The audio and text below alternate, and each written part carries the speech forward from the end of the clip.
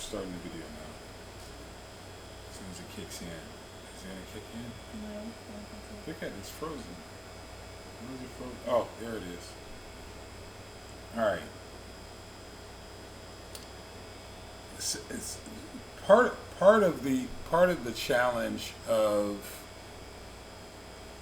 any journey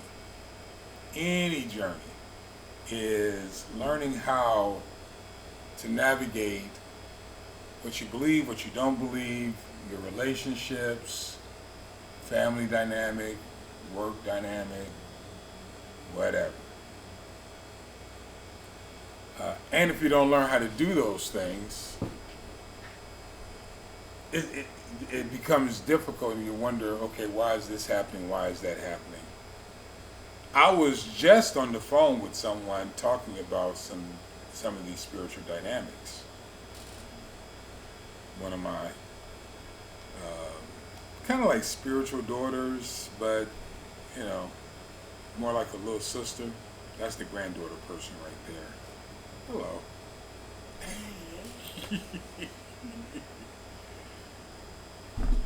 So navigating your relationships and having healthy relationships is very important for not only your success, your ability to complete something with peace and prosperity and that sort of thing,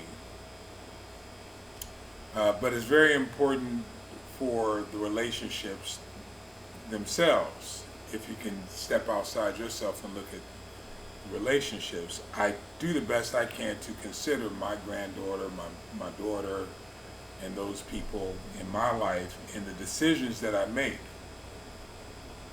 And oftentimes I make a lot of sacrifices so that I can build something. In fact, I'm in the middle of that now because me and my granddaughter were just talking about this. I'm in the middle of building something now that is much greater than I'm challenging myself to become something greater than I've ever been. It looks ugly right now.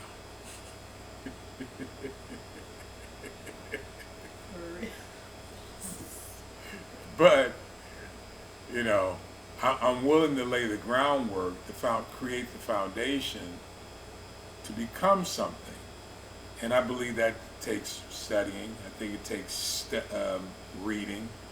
I think it takes practice, putting your hours into whatever it is that you're interested in doing. And having the right mentality to learn from the mistakes that you make in whatever endeavor you're chasing. You got to be willing to make some mistakes.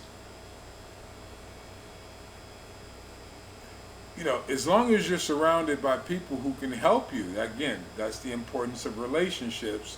As long as you're surrounded by people who are that can help you with those mistakes, and as long as you're open to the idea of change,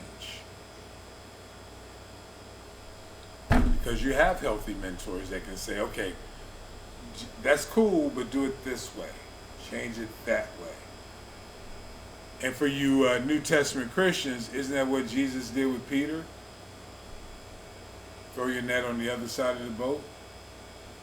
After cleaning the nets and all this other stuff, having a bad day, throwing the nets on the other side of the boat by the word of his mentor. Isn't that what we do? Or do we turn bitter and angry and say, you don't understand, and all these other pejoratives that do nothing but harm you? Are you willing to learn, in other words? Are you willing to grow? Are you willing to make the changes to become something much greater? And again, this isn't about money. This is about becoming what God has called you to be in full maturity. This isn't about the externals. The externals come with the growth of the internals. Morality, good character, work ethic, humility, grace, mercy, love, all these characteristics you want to become.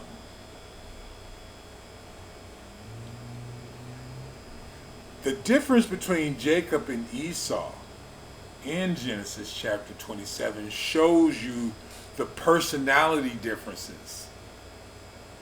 The humble one, the one willing to learn, the one with the right expectations, the one willing to follow instructions, the one with the right attitude, not the wrong attitude about things. There are many lessons to be learned here, and it's hard because I be wanting to share the different dimensions of things, but I'm trying to learn how to keep things simple. Thank you to my daughter Summer Marie Knowles. Don't let it. For teaching me how to take, and by the way, Dr. Byron Johns, who are teaching me how to be more simplistic, because I recognize that, you know, I like to have 3 and 4 conversations at the same time, and it's not healthy for most people because they don't understand. But it's cool for me. But the idea is showing you the personality that works in the Word for your growth, not just talking about stories. And isn't God great? And isn't that wonderful? No. What can you attach yourself to so that you can become successful in your own right? This is the story the difference between Jacob and Esau. It's just like I showed you the difference between Abraham and Lot.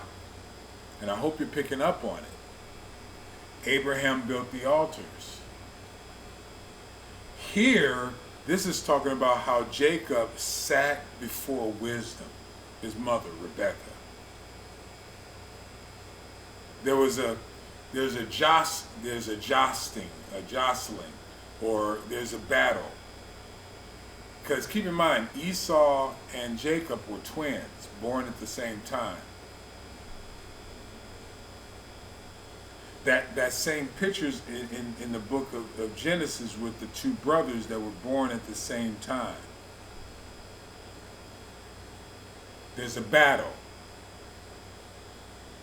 in man generally that is fighting within themselves.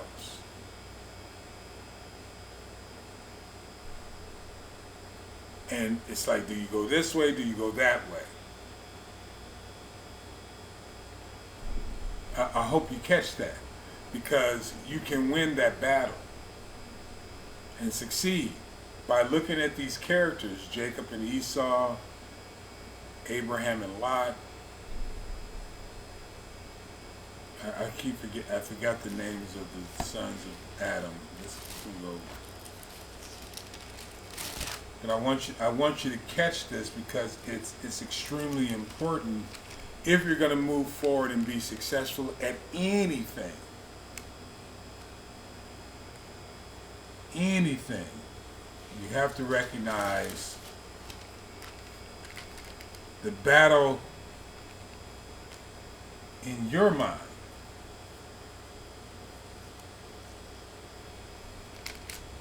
So let's go back to Genesis real quick. We're in Genesis chapter 4.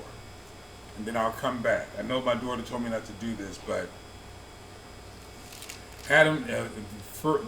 Genesis 4 verse 1. This is all part of the introduction. Adam knew Eve his wife, and she conceived and bare Cain, and said, I've gotten a man from the Lord. And again she bare again his brother Abel. So there's the 2. This is the plight, or this is the reality of every man or every woman born. There are 2 people on the inside of you fighting to get out. One wants to cry about everything. Another part of you wants to do everything right. One wants to fulfill the lust of their flesh, and the other one wants to live according to the principles of God. It's all born in you. It's just which one you choose to develop. And you have to fight past these things called emotions. Emotions, which is hard to do because emotions are good, but not when you're making decisions about being and becoming successful at whatever it is that you want to do. And again, success has money involved, but it's not about money. It's about fulfilling your purpose in life. Cain and Abel had this issue. One was emotional, one wasn't. And again, we're still in the introduction, and we'll come back. But I want you to catch this in Genesis chapter 4, as long as I can find it. I think verse 8, and Cain talked with Abel, his brother, and it came to pass when they were in the field that Cain rose up against Abel. That's emotion. And slew him. That's emotion. And the Lord said unto Cain, where is Abel thy brother? And he said, I know not, my brother's, I know not, I my brother's keeper? But the answer is actually yes. Cain slew, sin overcame goodness because of emotion. What are you battling on the inside and you're allowing to overcome you?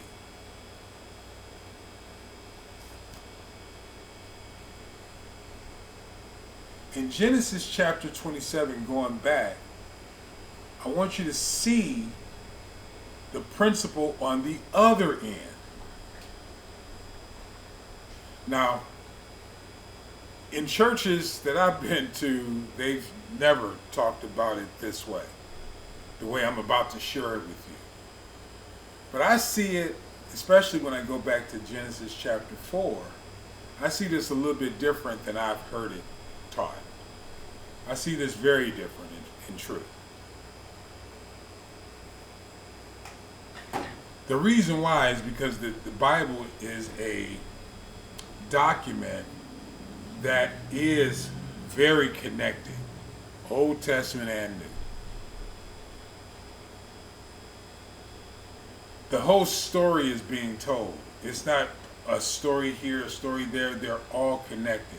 I know there are chapters and verses and different titles, multiple authors, but the principles of God, the natural laws, don't change. And what I want you to do to my kids, my grandkids, those who consider me a teacher, my brothers and sisters around the world, I want you to learn how to focus not on the external stuff that deceives you, but on the internal stuff, which are the natural laws of God. The natural laws of God are so powerful. International law is written based upon the natural laws. That is a term. It is real.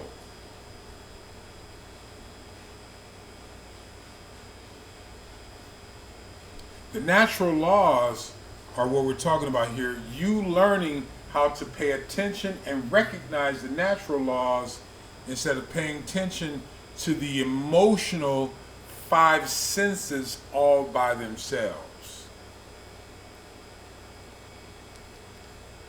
What we call, and you'll learn this when we get into, get beyond the Torah here, you'll learn that the five senses, the five lords of the Philistines represent your senses.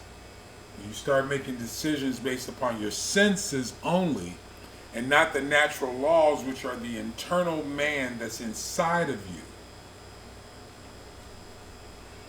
Then you live more on a lustful side of life. where there's bitterness and anger and disappointment. No need to live there. It happens because there are the five senses, but you don't have to live there. In Genesis 27, verse, let's go back to verse 30. It says, and it came to pass, and hopefully you've listened to video 74, Genesis 27, video 74, because Jacob just got his birthright. But I want you to see Esau's response to it. Genesis chapter 27, verse 30 says, and it came to pass as soon as Isaac had made an end of blessing Jacob, and Jacob was yet scarce, gone out from the presence of Isaac his father, that Esau his brother came in from his hunting, and he also had made savory meat, and brought it unto his father, and said unto his father, let my father arise and eat of his son's venison, that thy soul may bless me. And Isaac his father said unto him, who thou? Who are you? And he said, I thy son, thy firstborn, Esau. And Isaac trembled very exceedingly and said, who? Where he that hath taken venison and brought me, and I have eaten of all before thou came, and have blessed him. Yea, and he shall be blessed. And when Esau heard the words of his father, he cried. Now wait a minute. You sold your birthright, and you're crying. And you're going to hear the bitterness in Esau.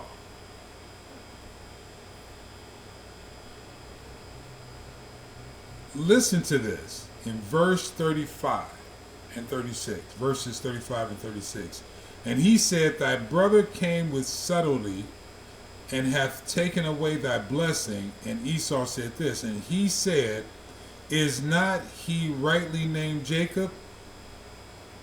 For he hath supplanted me these 2 times. He took away my birthright, and behold, now he hath taken away my blessing. And he said, hath thou not reserved a blessing for me? You hear the bitterness? Some of you might even think, well, he has a right to be bitter. No, he doesn't. He was cavalier or casual with giving Jacob his birthright. He did it. He gave it away. He was to blame. And his bitterness won't allow him to see it. Where Jacob listened to the wisdom of his mother, Rebekah. He paid attention. He sat. He watched. He listened. He grew. Esau just lived in a life where he expected. As long as he did what his dad did with no heart, he figured everything was going to be all right. Which, by the way, everything turned out okay. He was still successful. He still owned the property. Jacob left. Esau stayed and inherited everything. You get it? He was already blessed. Jacob was given more responsibility because he left. And we'll get to that part too when we get into Genesis 28 and 29. So it's interesting. He was concerned about the blessing that he was already living in. Jacob was given the task to leave. The blessing takes work. But they were both born into the blessing. So what's the bitterness for? The anger, the sadness, the lack of peace.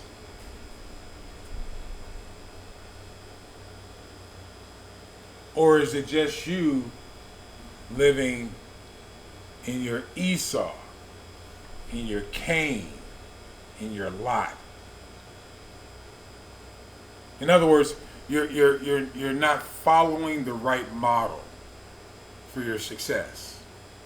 You're making emotional decisions instead of making natural law decisions because you want to satisfy the lust of the flesh. And I'm not talking about sexual. I'm talking about, you're lusting after sex, you're lusting after money, you're lusting after power, you're lusting after position, instead of working to become more generous, more honest, more transparent, more passionate. This is the kingdom of God. And thank you. Thank you so much for taking the time to study with me the kingdom of God. This is my personal Bible study. We're ushering in the kingdom of heaven. If these videos are helpful to you, please like and share them with others. And God bless you.